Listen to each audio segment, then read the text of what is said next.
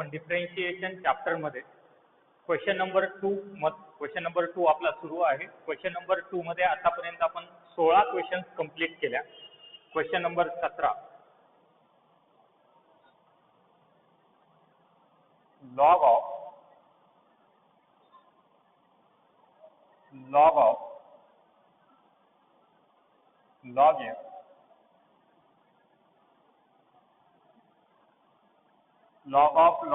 log x whole square log of log x whole square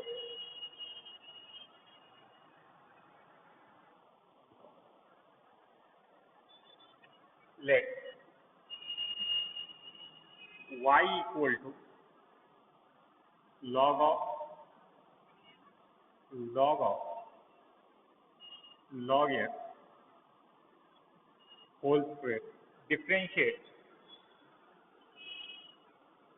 with respect to x dy by dx is equal to d by dx log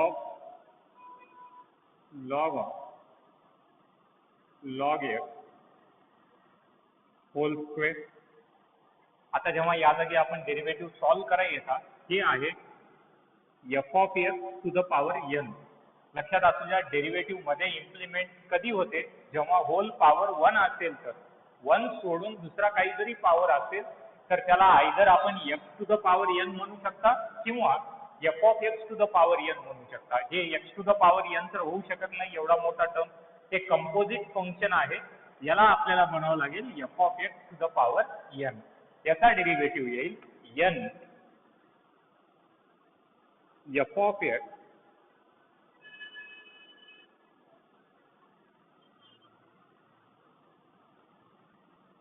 n f of x to the power n minus 1. 2 minus 1 is 1. Power मध्ये 1 असेल तर लिहायची गरज नाही. Into derivative of f of x. f of x me blue line मध्ये इथं underline केलेला आहे समजू शकता. n f of x to the power n minus 1 into derivative of f of x, that is log of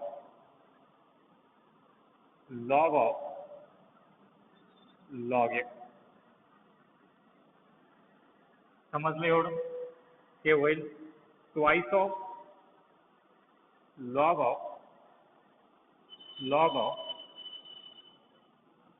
x. आता आपण या जागी आल्यानंतर डेरिव्हेटिव्ह होल पॉवर 1 झालं. डेरिव्हेटिव्ह ऑफ लॉग मध्ये सिम्पली x आहे का? x सोडून काहीतरी टर्म दिसाले मोठा व्हेरिएबल आहे. याला अजून आपल्याला f ऑफ x म्हणावं लागेल. पण लक्षात असू द्या पहिलंचा f ऑफ x आणि हे f ऑफ x वेगळे टर्म्स आहेत. लॉग f ऑफ x याचा डेरिव्हेटिव्ह येईल 1 upon f of x into derivative of f of x. Log f of x चा derivative 1 upon f of x into derivative of f of x. हे होईल 1 upon f of x काय आहे? log x into derivative of log f of x. याचा derivative 1 upon f of x into derivative of f of x. आता हे term आणि हे term जशाच तसं लिहावं लागेल. हे टर्म आणि हे टर्म कॅन्सल होणार नाही लक्षात असू द्या. हे होईल twice of log x whole divide by log x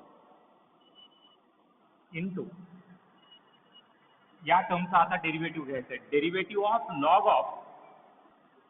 log x मध्ये फक्त x आहे का? x सोडून log x आहे. अजून याला आपल्याला f ऑफ x म्हणावं लागेल. log f ऑफ x याचा डेरिव्हेटिव्ह येईल 1 upon f of x into derivative of f of x. 1 upon f of x into derivative of f of x. हे होईल dy by dx is equal to twice of log x whole divide by log x into log x into आता या derivative कोणाचा log एक्सचा simple term आहे, simple function आहे, derivative of log x याचा derivative येते 1/x आणि मधल्या एक्सचा derivative with respect to x 1. Multiplication मध्ये 1 लिहायची काही विशेष गरज नाही. Therefore finally dy by dx will be twice of log of log x whole divided by x into न्यूमरेटरचा होल डिनॉमिनेटरला मल्टिप्लाय होते x into log of log x into log x. चला लिहून घ्या.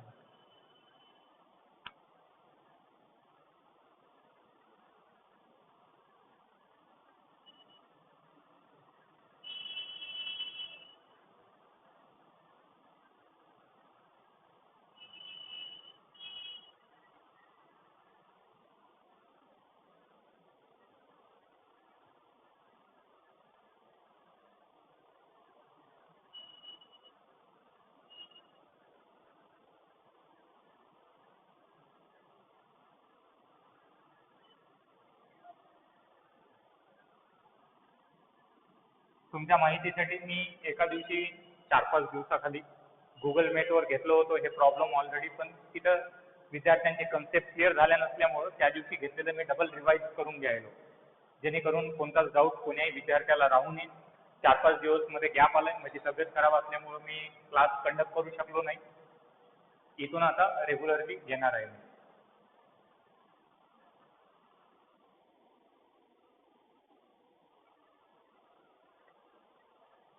Next question number 18-1. Question number 2 मधला हे last question आहे. Sine square in angle x square minus cos square in angle x square. Sine square in angle x square minus cos square in angle x square.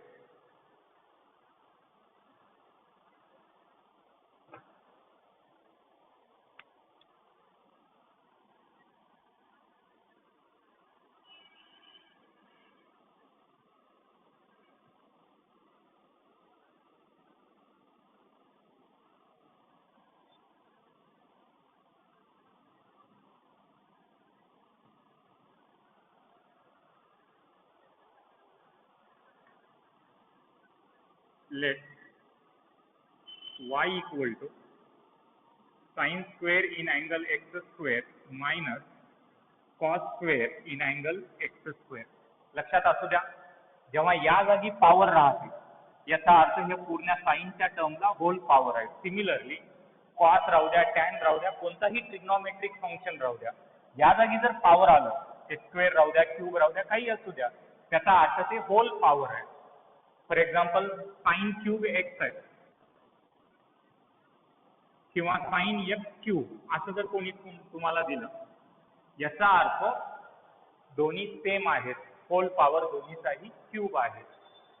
आणि असं जर कोणी दिलं तुम्हाला sine x cube, याचा अर्थ काय, साइनचा पॉवर 1च आहे, जे क्यूब आहे अँगल पुरता आहे, साइनच्या अँगल मध्ये एक्स क्यूब असा कोणता तरी अँगल आहे, साइनच्या अँगल मध्ये एक्स क्यूब अशी कोणती तरी एक व्हॅल्यू आहे असं गृहीत धरू शकता आपण.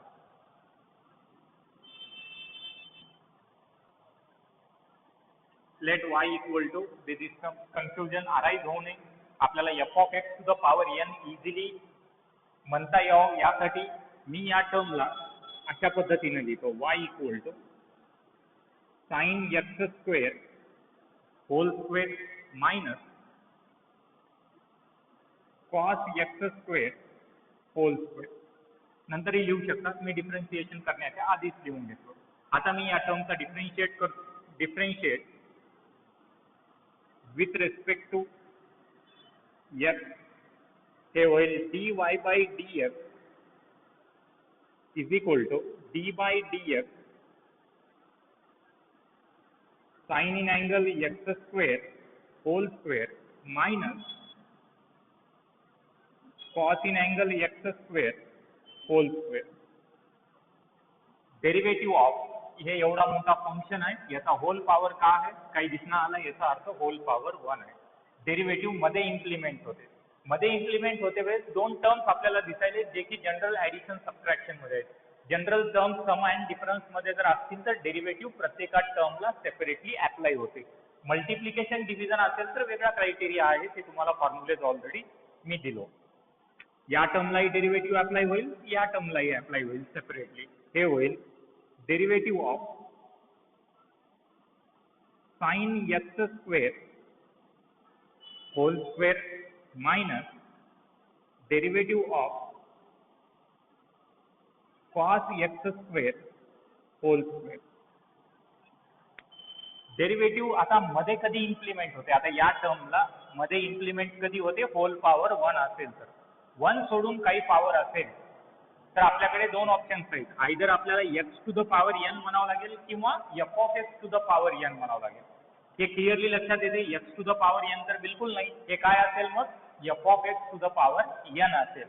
f of x to the power n चा फॉर्म्युला येईल n f of x to the power n minus 1, n minus 1 म्हणजे 2 minus 1 ते होईल 1 पॉवर 1 असेल तर लिहायची गरज नाही, into derivative of f of x. f of x काय आहे, sine in angle x square आहे, sine in angle x square minus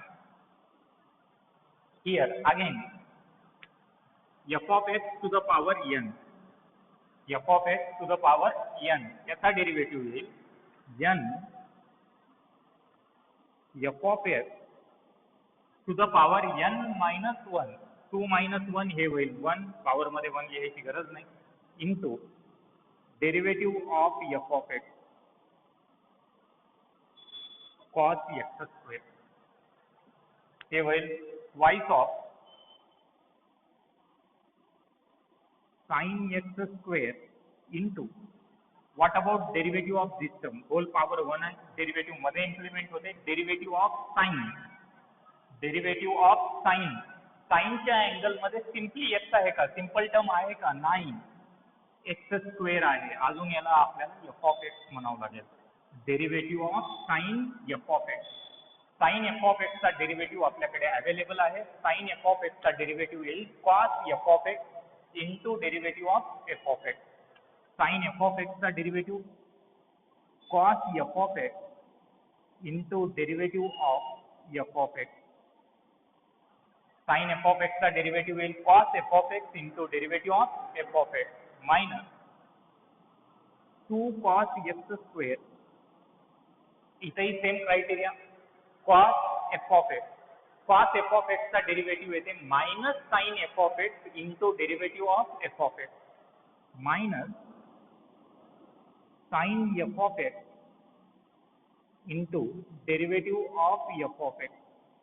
आता जो f of x चा डेरिवेटिव्ह मी लिहिलो x स्क्वेअर, एक सिंपल टर्म आहे, x to the power n ना आपण त्याचा डेरिवेटिव्ह आणू शकता. x स्क्वेअरचा डेरिवेटिव्ह आतापर्यंत खूपदा आलेला आहे, त्याचा डेरिवेटिव्ह